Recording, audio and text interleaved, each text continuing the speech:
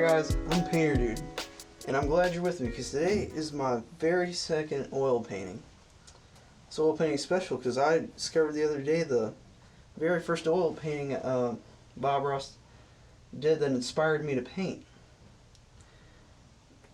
Now, it's going to be a little different. I'm not exactly going to copy what he did. It's going to look a little different because I'm not trying to copy him. I'm trying to do my own thing. It's just a good idea. But I haven't applied the liquid white on here yet because I know that some people have trouble with that. So I'm just going to go into a little bit of that. And they're also going to run the colors across the screen that I'm using for this painting.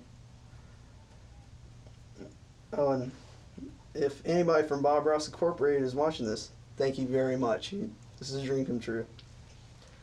So once you get that liquid white on your brush, I'm using a 2-inch brush, just get it on there. And you don't want much. This canvas is gray, so it's easy to see where you're getting the liquid white on it.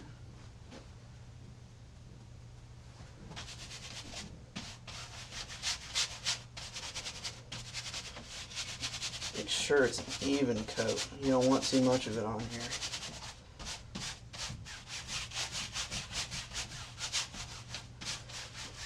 This stuff also takes a really long time to dry. Did my first oil painting the other day and it's still wet.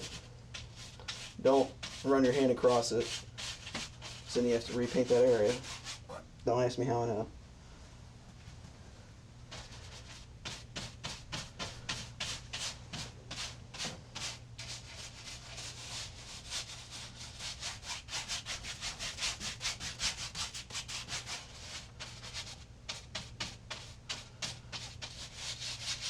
And I think, if you believe, I got the whole canvas covered.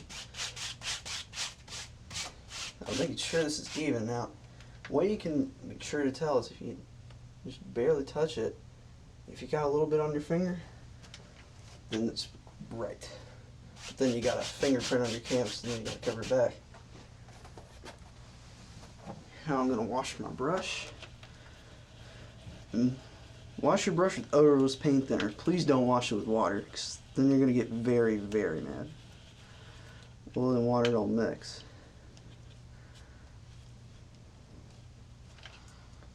Shake off the excess.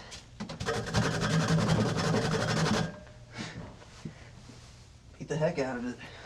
It really is fun. Now I'm just going to go into a touch, just a bit of alizarin crimson, and just tap this color into it so you have an even distribution of paint.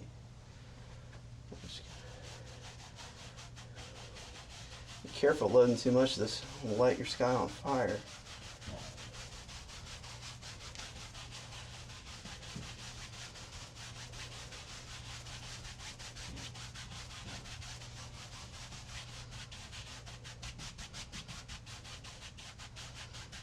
I think if you look up the video that I'm thinking of, I think it's called An Island in the Wilderness. I think it's season 29.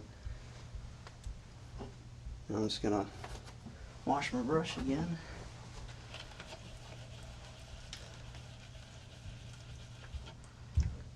I have a screen in the bottom of this bucket.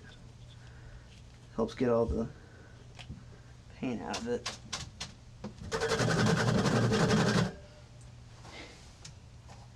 And just dry it off. Now I'm just going to go in some phthalo blue and just wham it in there.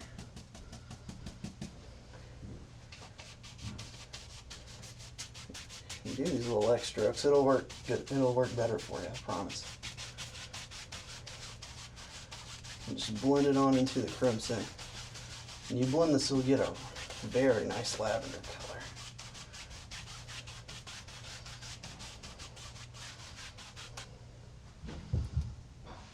Now I think I'm going to wash the brush again.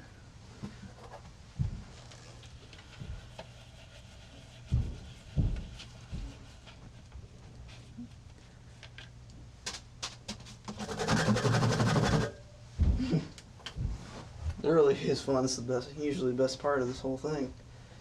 Now I'm just going to start blending it at the center and blend outward. Don't take that dirty color back into the center.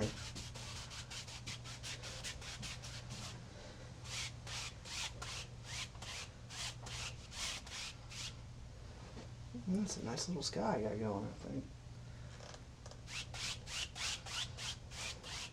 No, I'm going in where I told you you probably shouldn't do, but it's life.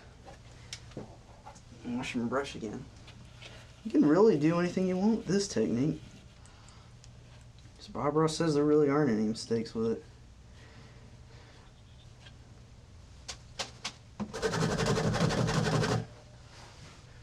Now I think I want me just a happy little mountain in the back. So I'm going to take a 1-inch brush. I'm just going to go into a little phthalo blue. I'm just going to make these little shapes in the back.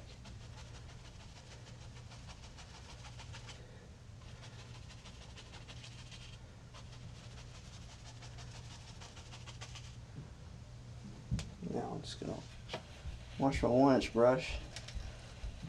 This brush is light enough I don't usually have to let go of my palette. Just beat the devil out of it. Now I'm going to take my 2-inch brush and tap the bottom of it out. Give that a little misty effect.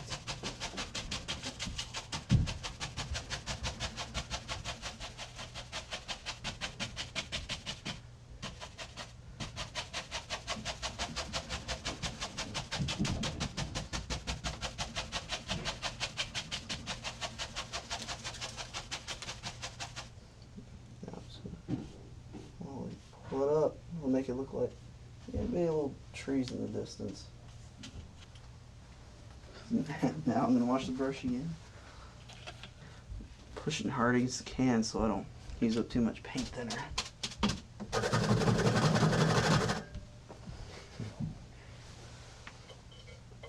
Now I'm going to mix up a slightly darker color.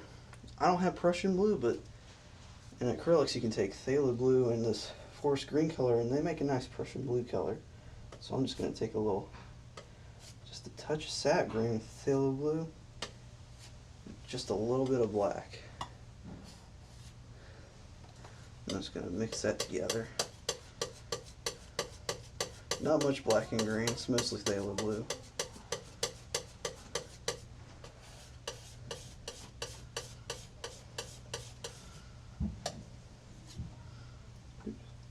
Yellow on me there.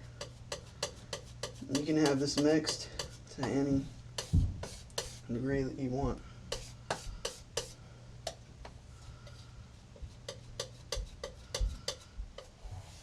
think it's mixed the way I want it. Just gonna wipe off my knife. Now I'm gonna use my 1-inch brush again and just tap a little of that mixture into it. This assures a even distribution of paint. Now I'm just gonna tap just a little more roundy shapes. I didn't really do that here. See how I would change that? You change anything you want. Now things in a landscape, they usually get lighter as they come toward you. That's why I made this darker color.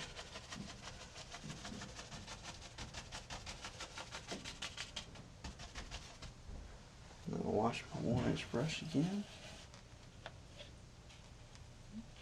Just squeezing out the excess and shaking it out. And beating it on I'm actually beating it on a brush beater rack so I don't get paint thinner everywhere. And that is a good investment. I really recommend you buy that. I'm going to take a 2-inch brush, tap the bottom of this out like I did the other one.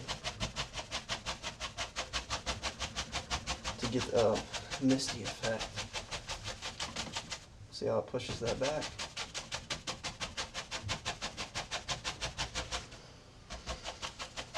I wonder if going to the side make it. Nope. It's better to go vertical like this.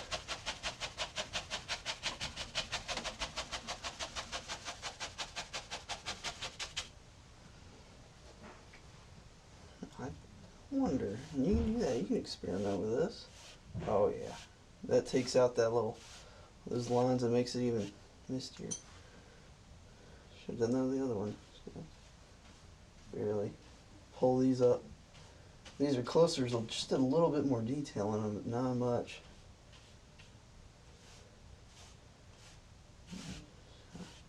Pull it across. That looks nice. I think I want some modern here. Probably should have added that earlier. So I'm just going to add a little phthalo blue into my 2-inch brush.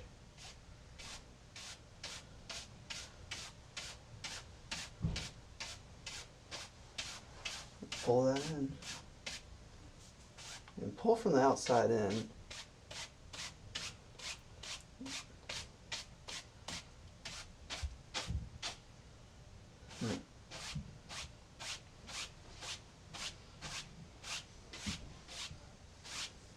That looks nice. Don't worry about this little clip on my easel. This is one of those travel easels from our Ross company. This is actually really sturdy. Well, sturdier than I thought it'd be for a table easel. And that looks nice. Now I'm just going to go into that Prussian blue to make this a little darker on the outside. Yeah. I'll blend with the liquid white and the phthalo blue that I put on here.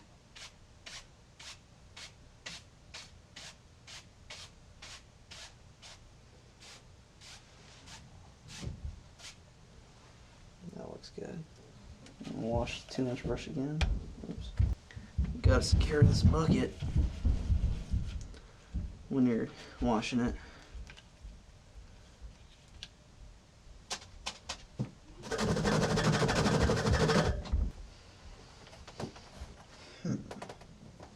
It's had a little like a little island, maybe here. So I'm gonna with some black, sap green, and a little of that dark blue mixture. A little more black, but not much, because this is still a little far away. And I'm pulling it in one direction so I get a little rounded edge. You can take that to the top and bend it. Don't let it slide. Ew. Might be good for swamp grass, but not for little mountains.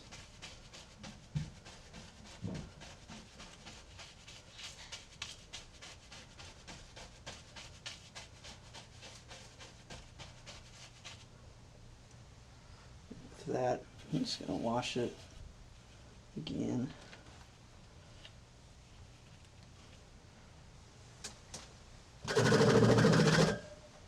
That is awesome.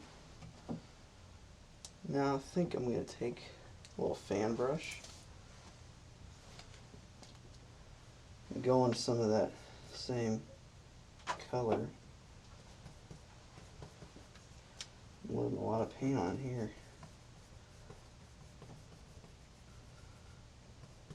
Maybe just a hair more black, but not much. Like I said, this is far away. There's a lot of paint on that brush.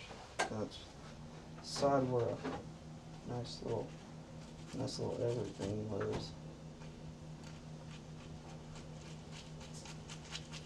Use the corner of the brush to your advantage. And go into just a little more black. It's not as dark as I want it. And this goes with that saying that you can change anything. I want him to be a little darker. Make him stand out a little better.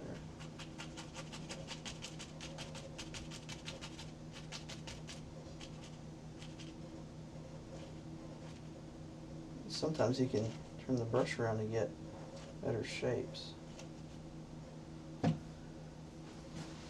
can add a little more sap green. If the paint doesn't stick to the canvas, it's probably not thin enough.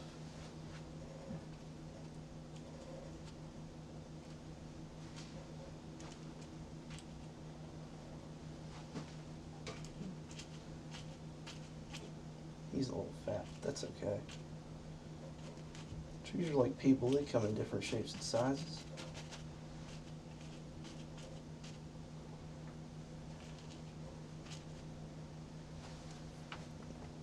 It'll be lonely on an island. Let's give him a friend.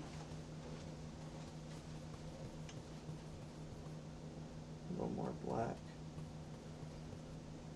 Green.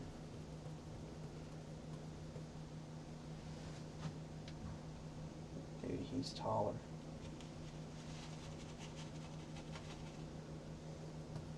We really want this to be flat. Looks like a little chisel edge. And just use the corner of the brush.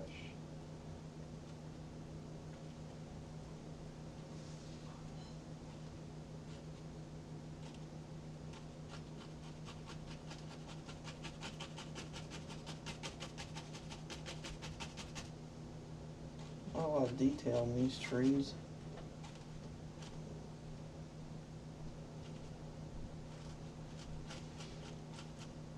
He's got some extra arms sticking out.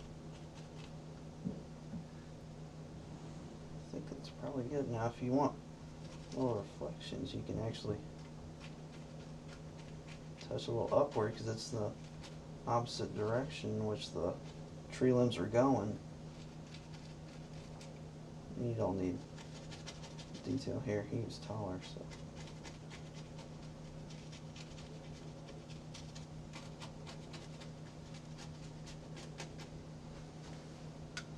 And then you just take a 2-inch brush or 1-inch, doesn't matter.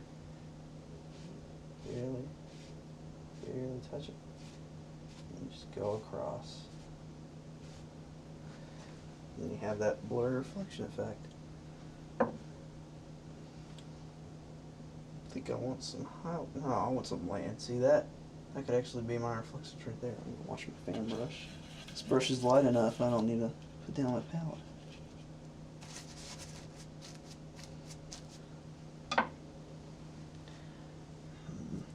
Let's decide. I think I'm gonna take a palette knife. So take some Van Dyke brown, some black, and a little white. Make dirt. Gotta be some dirt. Getting some blue color, and that's alright. Now I'm just gonna get a little roll. I'm just gonna do that again. This is not a roll. There we go, a little roll. I'm just gonna get a little land here.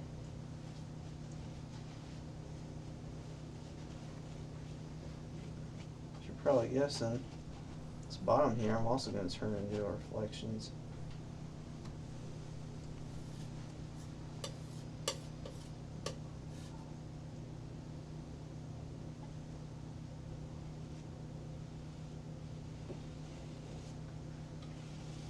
I'm going to lay highlights over this dirt and make it look a little better in a bit. Just wipe my knife off.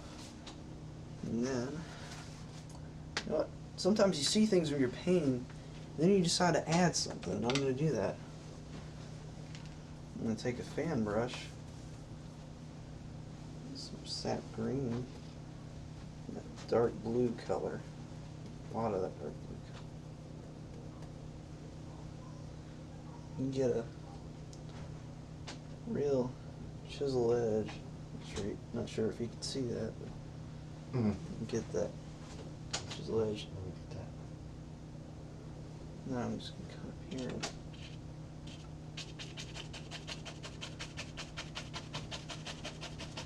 and just tap it in. These are even closer. These should look like trees and back in the distance. It's getting bulky.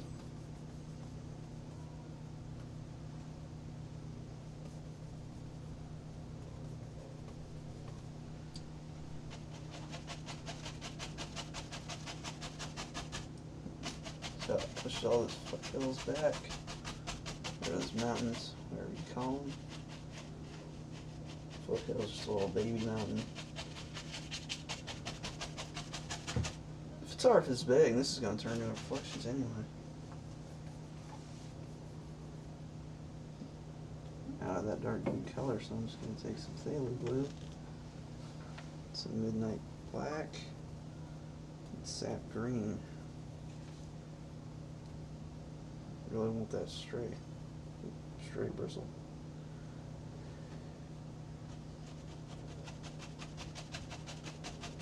If you have these two apart, too far apart, it'll look like fence posts. Don't worry at all about this. So you can redo that tree, that island, all of it.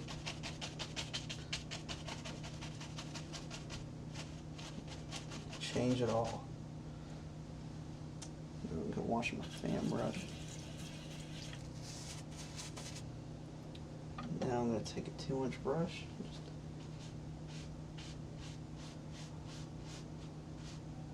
It's a little far down than I wanted. That's alright. Because I can actually take that fan brush again with that same color and add it back in. It's like an undo button in this technique. Just drying off my fan brush. Now I'm just going to do what I did earlier. Pull this down. I want this to be straight.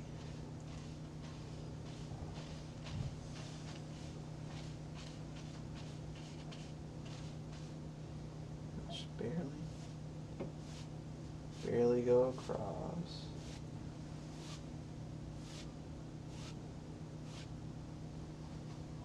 Maybe I'll pull it a little that way too. I'm going to put the 2-inch brush down. I think I'm going to add a little land back there to make it fit in a little better. So I'm going to take some Van Dyke Brown, Midnight Black. Actually, I'm going to take more sap green. A lot of sap green, actually. And just tap in a little land area here. Gotta have somewhere for these trees to sit. I'm just gonna let it slide a little bit. Can't really see the banks. This is still fairly far away. I'm gonna wash my fan brush. Just drying it off on this paper towel. And let's go back and add in that little land area again. So I'm going to take the 1-inch brush and go with some sap green, phthalo blue, midnight black, and pull it in one direction. You want this to have a curved edge. You can also use an oval brush for this. This works good too. See how it's rounded edge, a lot of paint on that.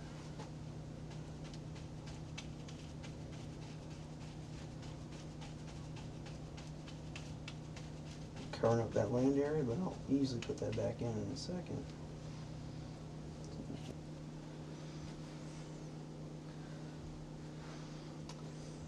Now I said actually, you know what? I see something there too. Pull down this.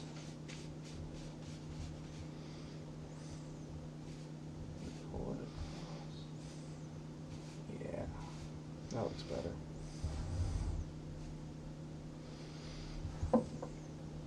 I'm going to go make that land area again.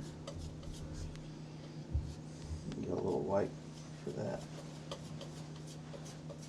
And sometimes you can make a nice little brown from Lizard Crimson and Sap Green if you want a different brown.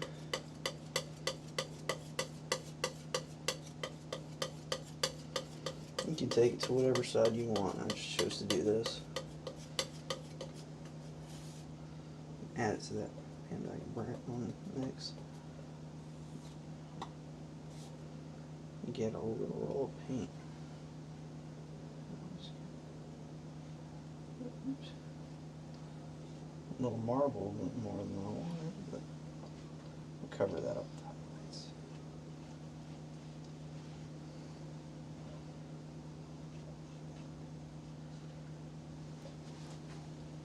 Just a lot of paint on that. I can save that. Use it later. I'm gonna wipe junk off my knife. I think I need to highlight those trees, don't I? I'm gonna take a little bit of liquid white and satin green. Highlights go on much easier if it's thinner. So I'm just gonna go up here and let me touch the tree. Not a lot of highlight here yet. Evergreens are typically darker anyway.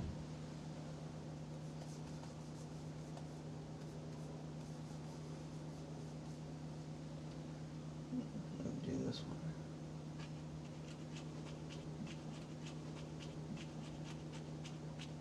Oh yeah, that sticks much better if it's thinner.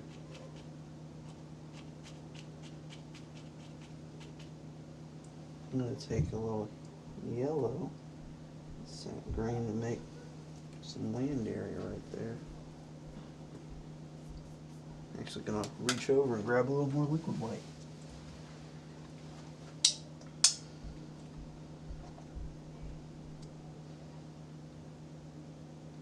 Take your time when you paint. Oops. Nothing comes out perfect, usually.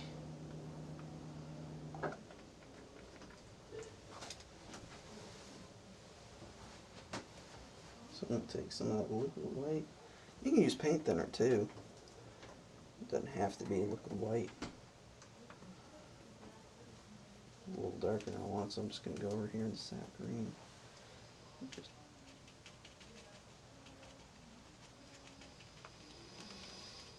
add a little grass over here.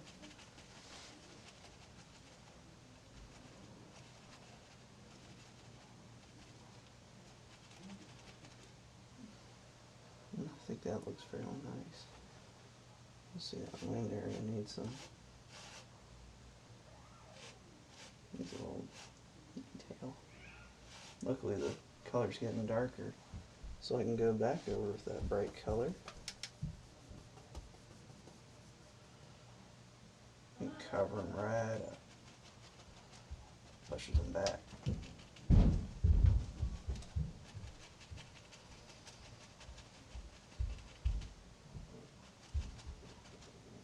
Let's add some on this side. I'm going to take a 1-inch brush and go to some black, pale blue, crimson, satin green, all dark colors, and pull it in one direction.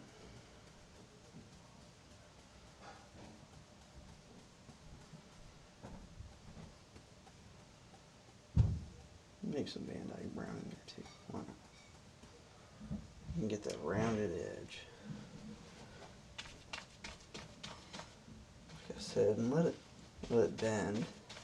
You get better land areas that way.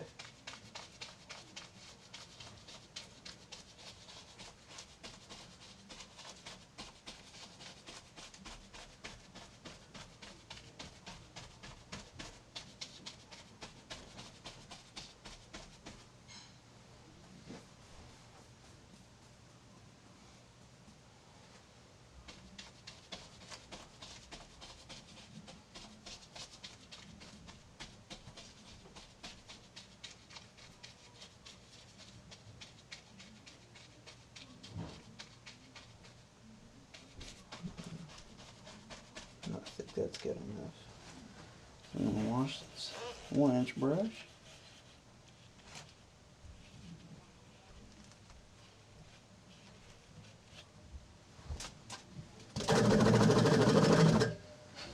And beat the devil out of it.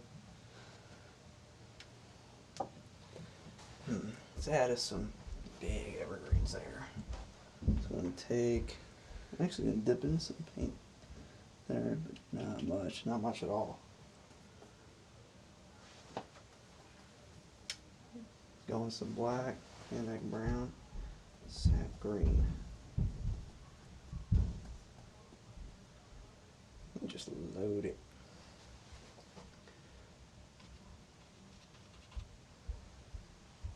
I'm just going to go at a little bit of an angle.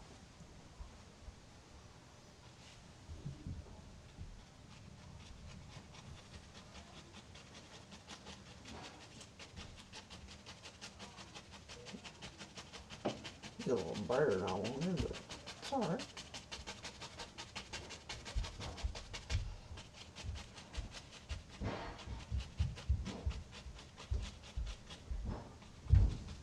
I'm actually going to go in and grab some black, Van Dyke brown, and darken them up a little.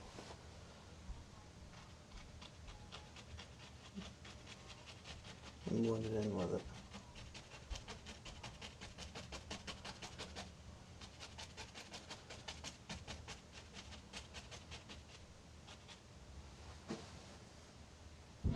Going with some black, Van Dyke brown, and satin green. So I think that guy needs a friend.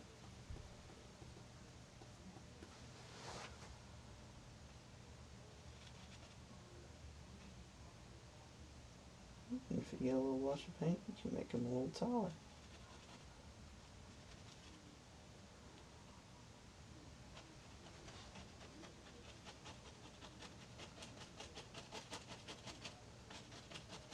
Maybe this guy's a little thinner than him.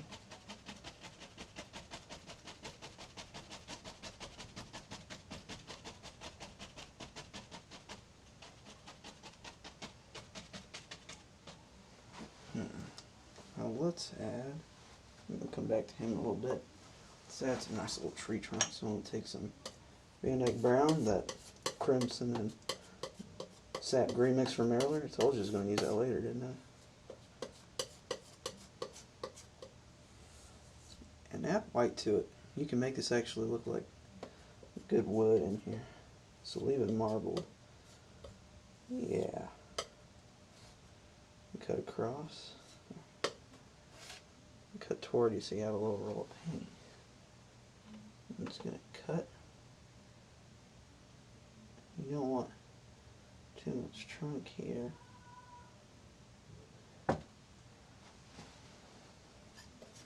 Lay it out. Too big a roll for me. Just lightly touch it. Oops. What am I going to do about him, huh? Maybe I should take the yellow glue, a little alizarin crimson, and just cover that up a little.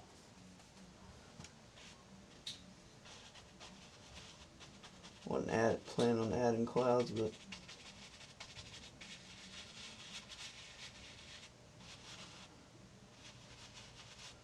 maybe one lives right there.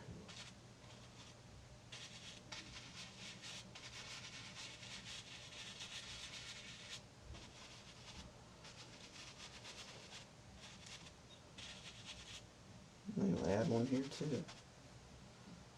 Going to see yellow blue, alizarin crimson. I'm going to try to make this flat. This paint's thick. It takes a lot of paint to hold these brushes together. So really wiggle it. And keep pulling it.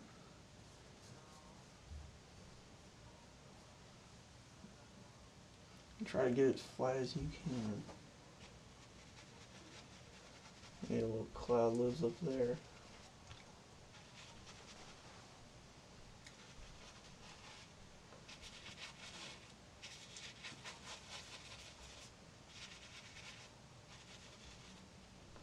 And cover that little bit of the tree up, but he can come back. You can try to get the paint out of this brush. This would actually look a lot better with a fan brush, so I'm going to wash this 1-inch brush. Just keep adding phthalo blue and alizarin crimson to get a lavender color. And just make little circular strokes.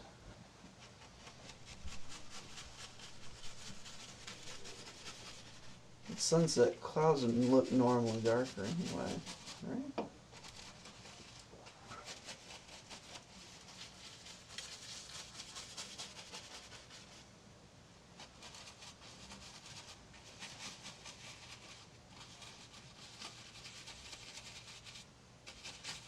Run out of paint on one side of the brush, just turn around and use the other.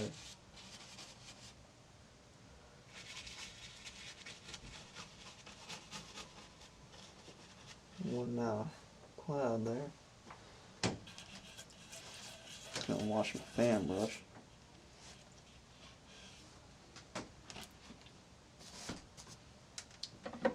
I'm going to take this little 1-inch brush and blend it out.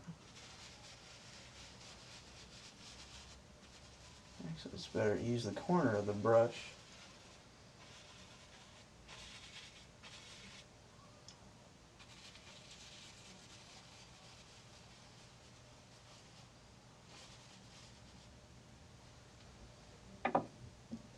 Actually, gonna pull this up.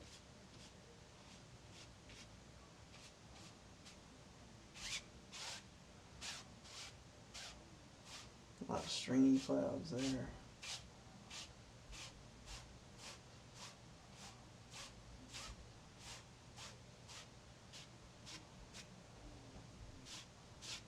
Things look crazy at dawn or sunset anyway.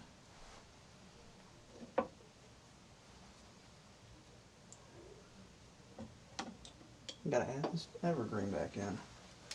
It's gonna go in black, sap green, mostly black, sap green, and Van Eyck brown.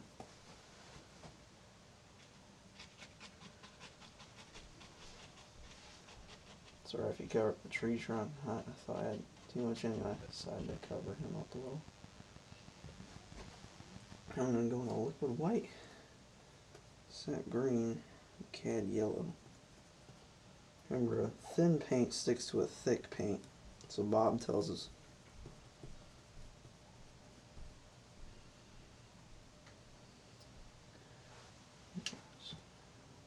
Lightly.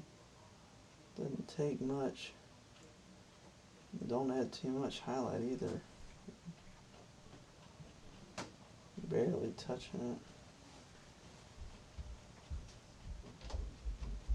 Evergreens are typically dark anyway.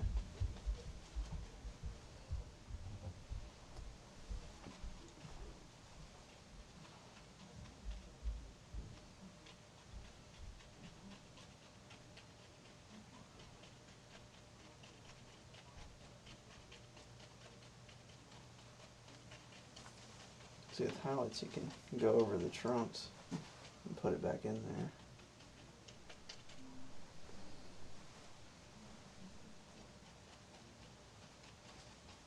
And I've got me some happy little trees. Just wash my fan brush again.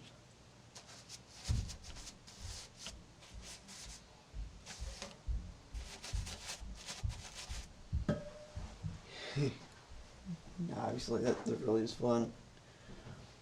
And although this painting hasn't turned out what I wanted it to be, Bob Ross is right. There really are no mistakes, just happy accidents.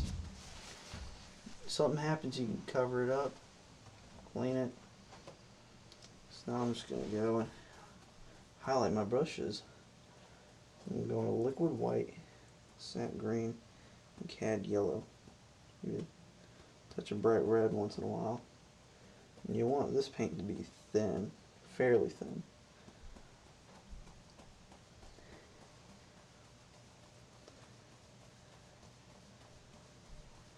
You know what? There was one video I had, and Bob Ross did, where he took bright red, or maybe it was crimson, make a little lavender color here.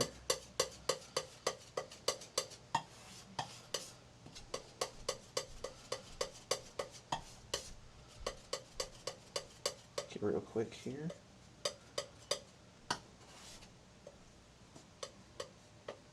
I'm going to brighten it up a bit. I'm going to make some flowers. If this works right, this is what it should look like. I want these to be a little lavender color.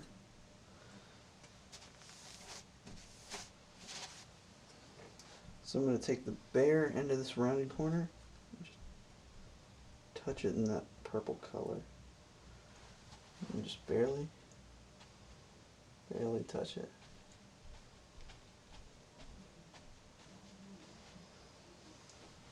I think I need a little more highlight.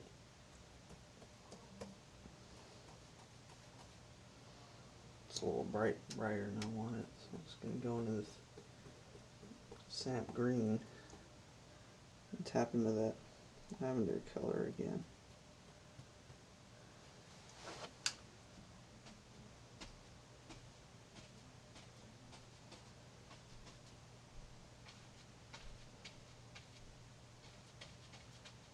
A little bush lives there.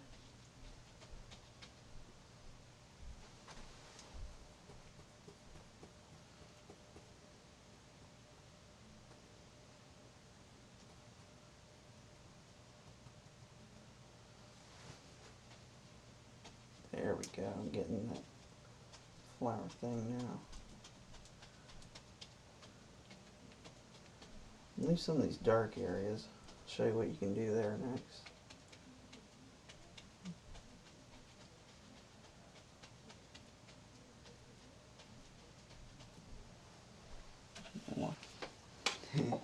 Just beat it. Now I'm going to take my palette knife. And in these dark areas, I'm going to scrape in some little sticks and twigs.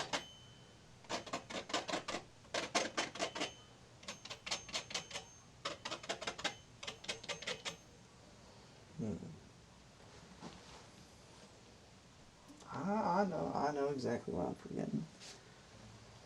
Here, you gotta cover that top of the canvas, don't we? If you're using this travel easel, this is what you can do. Or you can cover the edge of the masking tape. You just blend it out. It's not even there. Actually making my clouds look a little cooler that way. I'm going to put my 2-inch brush down, and I'm going to do the same thing here at the bottom. Whoops. Reach and grab some dark color. And tap here.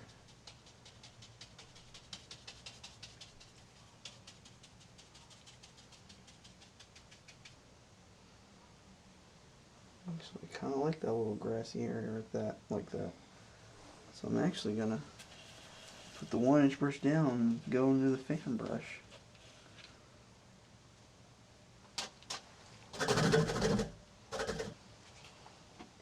Where's my fan brush? There it is.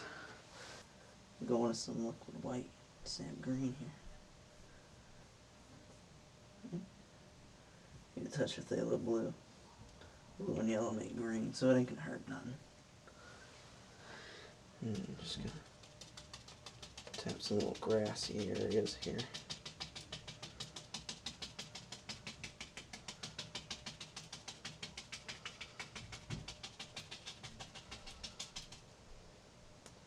With that, we almost have a finished painting. All you got left is the signature, and then you're done. And you can sign your painting however you want it. You typically want your color very, very thin. So I'm going to go into some paint thinner and some bright red.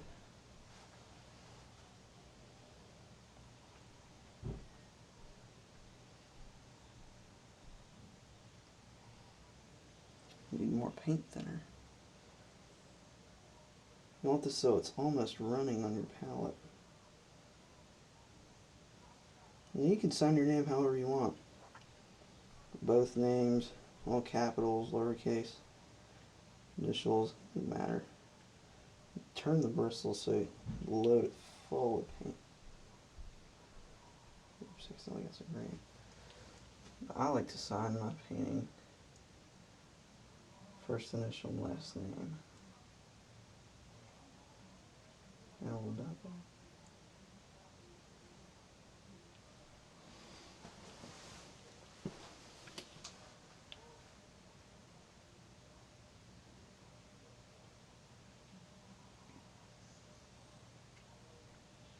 Today I'm going to use lowercase and uppercase letters.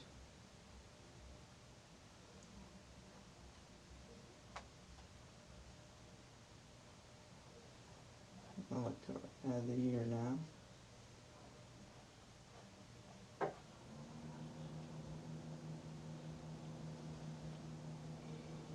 Still getting used to this grip liner brush.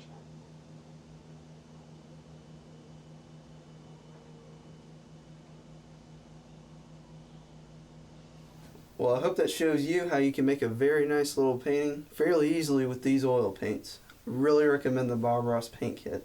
It's very easy to paint with. Even though this painting had a fair bit of mistakes, happy accidents. Well, I'd like to thank you very much for watching. Please hit that subscribe button, like, and I'll see you next time, man. Happy painting.